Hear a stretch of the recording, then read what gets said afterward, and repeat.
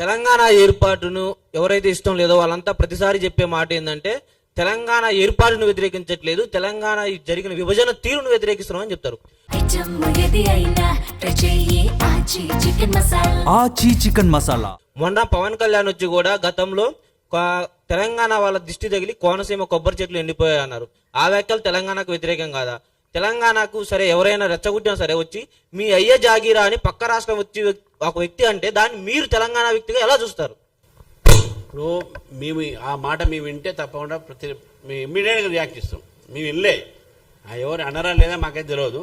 అట్లా ఎవరైనా నాకు తెలిసింది ఏంటంటే ఒక కాంగ్రెస్ మంత్రి అన్నాడని, ఆయన జాగీరా తెలంగాణ అని అన్నాడని, దానికి నిన్న ఈయన తెలంగాణ 4 కోట్ల జనాభా జాగీరని ఈయన అన్నాడు.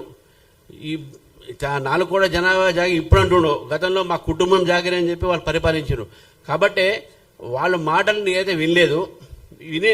ఎవరు మాట్లాడినా ఎవరే కాదు, తెలంగాణకు ఎవరు అవమానపరిచినా, తెలంగాణ ప్రజల ఒక మనోభావాన్ని ఎవరు కూడా దెబ్బతీసినా దాన్ని బీజేపీ వ్యతిరేకిస్తుంది. పవన్ కళ్యాణ్ గారు తెలంగాణకి ఇప్పుడు వ్యతిరేకంగా మాట్లాడలే. తెలంగాణ మీటింగ్ పెట్టుకుని మీరు రియాక్ట్ చేస్తారు అనవసరంగా. మేము కాలే రియాక్ట్, మీరైతే రియాక్ట్.